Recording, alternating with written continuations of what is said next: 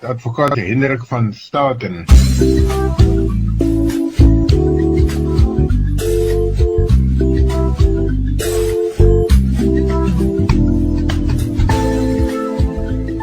Ons gesels vanmôre verder met advokaat Hendrik van Staten. Advokaat van Staten praat met ons oor lig op die reg. En vanoggend 'n baie aktuele saak. Die reg en geregtigheid van 'n Bybelse uit 'n Bybelse perspektief van die Suid-Afrikaanse reg. Ja, ek dink baie keer wonder ons, jy weet, waar is reg en wanneer is dit Bybels of nie? Hendrik, goeiemôre. Goeiemôre Willem en goeiemôre aan ons luisteraars. Die reg en geregtigheid in 'n Bybelse perspektief, is dit sê jy dit in een lyn, moet dit dieselfde wees, reg en geregtigheid in ons landsin van Suid-Afrika en dan die Bybelse perspektief. Is dit een norm standaard? Nou, as 'n mens gaan kyk, maar ek dink moet mens gaan kyk maar wat sê die Bybel en hoe pas dit in by die Suid-Afrikaanse regstelsel? Want die reg is iets wat elkeen van ons raak. Of dit nou is dat die verkeersboetes wat jy kry, werkplek, rusregte, misdaad of menseregte is. Die Suid-Afrikaanse reg raak ons almal. Maar die vraag is, wat sê die Bybel oor reg en geregtigheid? Kan 'n Christen met oortuiging binne ons land se regstelsel leef? En hoe moet ons reageer wanneer ons voel dinge is onregverdig?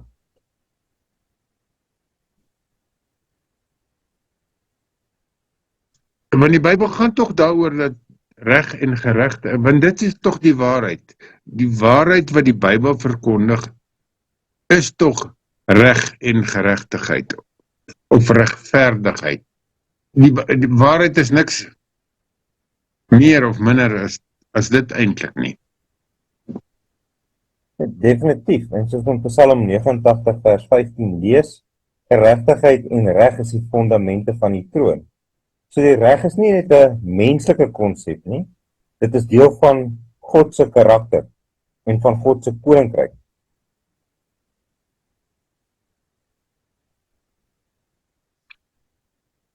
Ons kan eintlik weet dat ons in God se koninkryk leef en werk, waar reg op die regte manier geskied.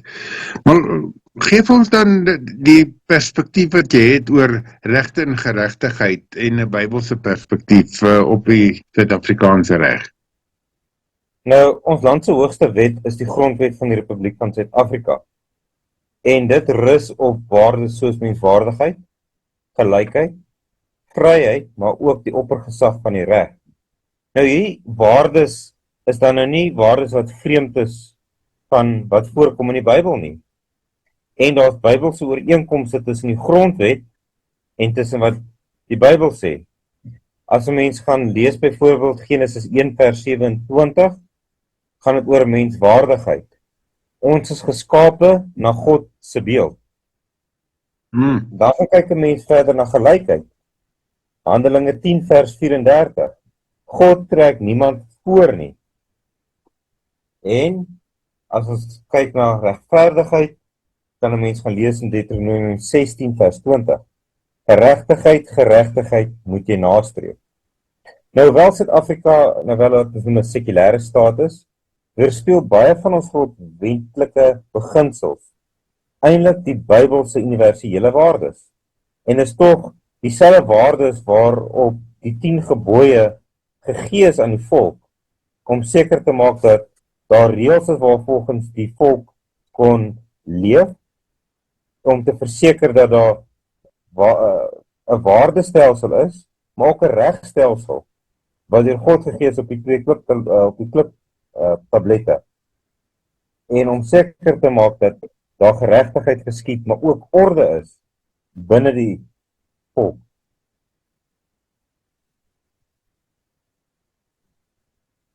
Ja, dit is eintlik doodreg so, want ons kom tog uit 'n westerse kultuur waar die basis van die reg en geregtigheid van die hele gemeenskap gebaseer was op die Christelike beginsels, op die woord van God. En definitief. Maar ook iets wat baie belangrik is die rol van die howe en owerhede. Nou, in Suid-Afrika is die konstitusionele hof, of soos sommige mense het verwys, die grondwetlike hof, die hoogste hof wat toesien dat die grondwet beskerm word. Maar as ons 'n bietjie gaan kyk na die Bybel ook, na Romeine 13, leer ons is dat owerhede is deur God toegelaat. Hulle taak is om orde te handhaaf en hulle moet kwaad straf en goed beloon. Maar wat ons nie uit die oog uit moet verloor nie, is dat owerhede is ook mense. En mense is ook maar feilbaar en mense maak ook foute. En as 'n mens dit dan nou in lyn bring met God wat die owerhede oor ons aangestel het en wat verseker dat orde gehandhaaf word, kan dit nog steeds gebeur dat korrupsie, onreg en ook 'n baie stadige regstelsel in sommige prosesse vir openbare frustrasie tot gevolg kan hê. Maar soos dit ons dis veronderstel om eintlik gebalanseerd te word. Want 'n belangrike balans wat ingebring word is eerstens dat gesag moet gerespekteer word. Soos ons gesê het, owerhede is deur God toegelaat. Maar ons moenie onreg stilweg goed praat nie. Mens moet nog steeds verseker dat reg en regverdigheid geskied. En dit laat my so dink aan destyds so Adam Tas hulle wat so opgestaan het teen Willem Adriaan van der Stel, wat die gouverneur destyds was en wat sy vriende en familie bevoordeel het bo die vryburgers wat geboer het. En hy het gedink hy kan hulle onderdruk want hy was die owerhede hier in die Kaap en hy was in beheer gewees. Maar Aram Tas en baie ander vryburgers het nog steeds die gesag gerespekteer, nie goed gepraat nie, en toe op die einde van die dag het hulle 'n griefskrif na die Here 17 toegestuur in Amsterdam, wat toe Willem Adriaan van der Stel verwyder het as die gouverneur en verseker het dat geregtigheid geskied. So dis maar 'n balans, as mens dit so kan noem. Owerhede het verantwoordelikhede om seker te maak dat wet en orde gehandhaaf word, maar net so het die burger van die land 'n verantwoordelikheid om seker te maak dat hulle die gesag respekteer, maar hulle moenie wat verkeerd is goed praat of stilweg goed praat deur net stil te bly nie.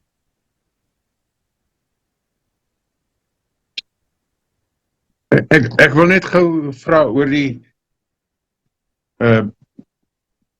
soos Adam Tas se kom ons sê opstand of sy wil wat hy wil laat geskied van reg teenoor die gouverneur van die regering van daardie tyd.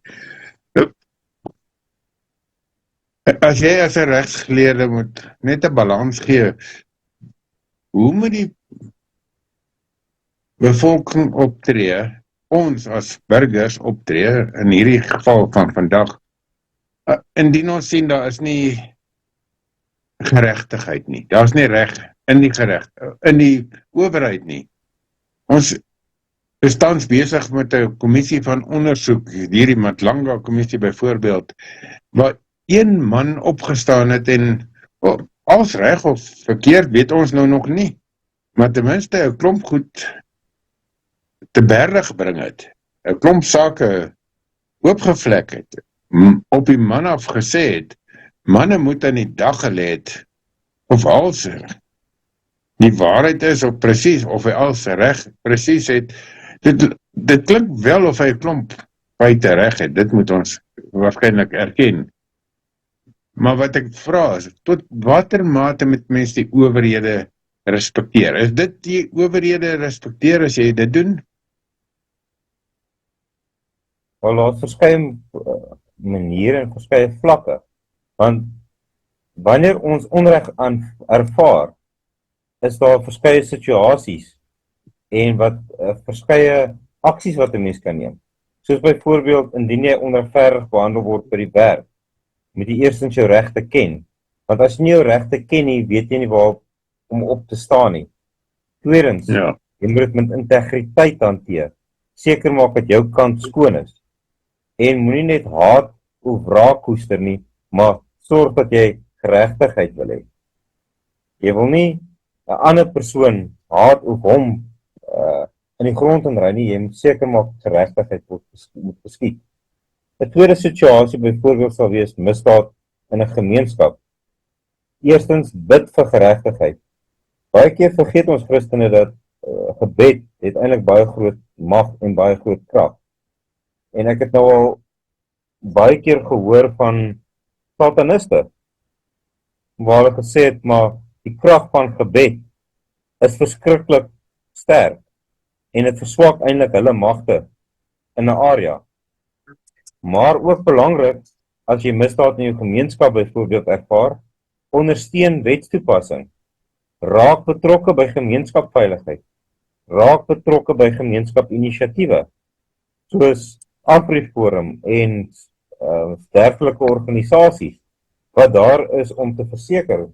Raak betrokke by die plaaswag byvoorbeeld, want dit help met misdaadbekamping. En alles mens nou nie 'n speurder of 'n polisieman nie, kan daai een patrollie wat 'n mens ry 'n verskil maak dat dit moontlike plaasaanval kan hanteer, want jy het hulle betyds raak gesien voor hulle kon toeslaan.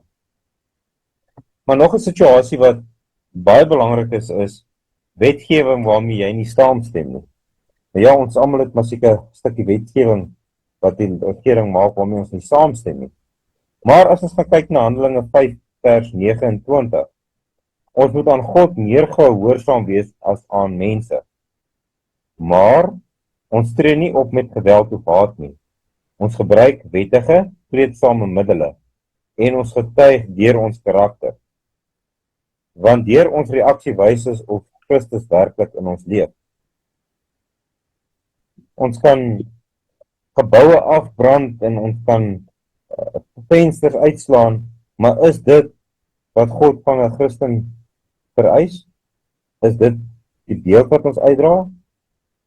Of sal die beeld wees wat ons uitdra is om te sê maar ons stem nie saam nie en ons wil 'n verandering doen en ons gaan aktief by 'n gemeenskapprojek betrokke raak. Ons gaan aktief sê maar julle doen nie julle werk nie, ons sal nou die help om die gate in die pad op te vul. Want dit wys dat mense dit op 'n wettige en vreedsame manier doen en deur dit op die regte manier te doen, getuig 'n mens deur jou karakter. Wat vir my altyd interessant was, is daar's ook sendelinge by ons al gekom by die kerk en hulle vertel dat daarso in Malawi het hulle sendingwerk gaan doen. En toe hulle nou begin praat met die plaaslike bevolking en vertel wie Jesus Christus is, toe wys die plaaslike inwoners hulle na grafte wat daar so is. En sê maar, dit was Jesus se mense. Toe was dit vroeëre sendelinge wat daar was, en wat toe al weens verskeie siektes te dood gegaan het, maar deur die beeld wat hulle uitgestraal het, en deur die manier hoe hulle goed gedoen het, kon die plaaslike inwoners die dade wat hulle gedoen het en wat hulle gedoen het, assosieer met wat die nuwe sendelinge vir hulle kom leer het uit die Bybel uit. En dit is ook iets wat 'n mens nie moet vergeet nie, dat baie keer spreek dade meer as woorde.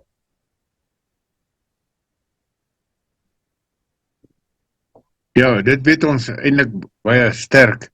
Maar natuurlik aan die ander kant wil ek sê die woorde moet ons sekerlik nie nalat nie. Jy weet, om net te doen en nie te praat nie is ook nie 'n volledige boodskap wat ons uitstuur nie. Dit is ook korrek. En dit is hoekom mense baie keer moet onthou dat reg en genade gaan eintlik hand aan hand. Want dit is eintlik 'n unieke Christelike perspektief, as ons dit so kan noem. Want die Bybel bring balans. Dit bring reg, maar dit ook genade. Geregtigheid, maar ook vergifnis. So Jesus het die wet vervul, maar ook sondaars gered.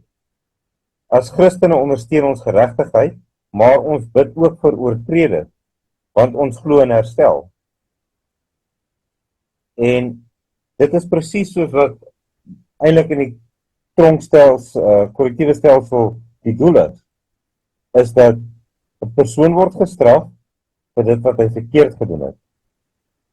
En om reg te laat geskied gaan 'n persoon byvoorbeeld tronk toe. Maar genade word ook getoon want die persoon bly nie sy hele lewe lank in die tronk nie. Dis hoekom geregtigheid en vergifnis moet plaasvind.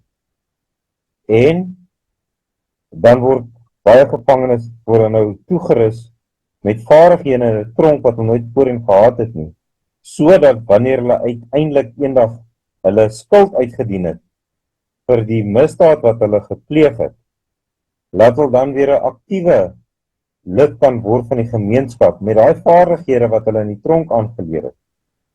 En laat hulle weet dat geregtigheid het geskied want hulle het hulle les geleer, maar ook dat vergifnis plaasgevind het.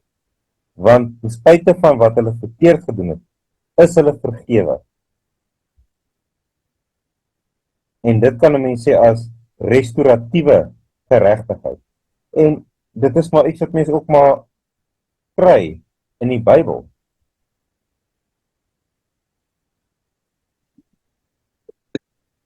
Hendrik, ek wil gou vir jou iets vra, miskien onderbreek ek of verlei ek jou nou om iets anders te sê, of die vryheid van spraak is 'n wesenlike deel van ons reg, is dit nie? Is ek reg? Dit is so. En daar's ons 'n toets wat 'n mens eintlik gebruik. En die vryheid van spraak, toe ek het net nou sê, toe dink ek daaraan dat om jou lewe te leef, 'n voorbeeld te wees. Ja, die een sendeling het gesê, jy weet, ons moet ons lewe leef, en as dit nodig is, moet ons iets sê ook. Maar om te getuig is een deel met jou lewe, maar 'n ander deel is om met die woorde te getuig. En wat ek al meer besef, hoe langer ek op hierdie klein wêreldjie is, die vermoë om jou te kan uitdruk deur woorde kos vir niemand niks nie. Partykeer kos dit jou wel aan byna jou lewe as jy iets sê, maar in der waarheid is dit verniet en gratis en elke een kan dit doen. En daarom dink ek het dit 'n terugwerkende effek dat vryheid van spraak so belangrik is. Almal moet hulle vryheid van spraak kan beoefen. Dit moet 'n wesenlike reg wees, want daarsonder vat jy 'n reg weg van, kom ons sê, minder bevoorregtes om byvoorbeeld nie hulle sê te kan sê nie. Partykeer kan hulle nie ander maniere kry om hulle reg na vore te bring nie. Maar om jou sê te sê is maklik. Maar dit is aan die ander kant verskriklik moeilik, want om die waarheid en die reg te praat, kos baie keer meer durf as om stil te bly. Om waarheid en reg te praat kos baie keer jou goeie verhoudinge met ander, want dit bring tweedrag, dit wys waar jy staan, dit wys wat jou opinie is, terwyl as jy net stil bly. So aan die een kant wil ek sê, die vryheid van spraak is my nogal, toe jy het gesê, 'n wesenlike deel van ons reg, ook voor die regering, wat dit baie keer wil onderdruk, maar aan die ander kant, dis 'n goedkoop. Dis 'n verniet iets, maar dis nie 'n goedkoop iets nie. Nee, definitief so. En vryheid van spraak is iets wat eintlik baie beskerm moet word. Want vryheid van spraak is ek voel oor 'n sekere saak op 'n sekere manier. Maar ek sê nie omdat 'n ander persoon anders te siening aanneem as ek, dat daardie persoon moet verdelg word, byvoorbeeld. So ek voel ongelukkig oor persblomme in tuine, maar dit is vryheid van spraak. Maar ek sê nie, mense met persblomme in hul tuine, se blomtuine moet omgespit word nie. Dit sal dalk kan neerkom op haatspraak. So ja, dit is altyd 'n fyn lyn tussen wat 'n mens sê, en om aan te sluit by dit einde, voel ek baie keer dat persone wat soos prokureurs, regters, polisieamptenare, staatsaanklaers en maatskaplike werkers, hulle is amper soos 'n dominee. Hulle werk is nie 'n beroep nie, dis 'n bediening. Want net so waar ons Spreuke 31 vers 8 tot 9 staan, praat vir die wat self nie kan praat nie. Dit is hoekom 'n mens sekere areas kies, of sekere beroepe, dat 'n mens 'n impak kan maak en 'n invloed kan hê op ander mense se lewens. Om die waarheid te praat is vir elkeen van ons eintlik wesenlik belangrik. Jy wil eintlik sê vir party nog meer kardinaal op, jy weet, dis wesenlik deel van jou beroep om reg en goed te praat. Kom ons begin na kant toe gaan en sê die reg en geregtigheid van die Suid-Afrikaanse reg uit 'n Bybelse perspektief, hoek. As jy vandag as 'n geregsgeleerde daarna kyk en dit lees en beoefen, is ons nog by 'n Christelike basis vir ons reg en geregtigheid. En is dit onderdruk of moet ons bekommerd wees? Dit help nie eintlik ons is bekommerd nie, bekommerd net iets wat ons siek maak. Moet ons iets daaraan doen? Ons land het sy uitdagings. Ons het misdaad, korrupsie, morele verval, werkloosheid en 'n legio ander uitdagings wat ons land in die gestig staan. Maar ons het nog hoop vir Suid-Afrika. Ons moenie moed opgee nie. Want as 'n mens jou moed verloor, dis dan jy op moed verloor se vlakte gaan sit en niks kan verander nie.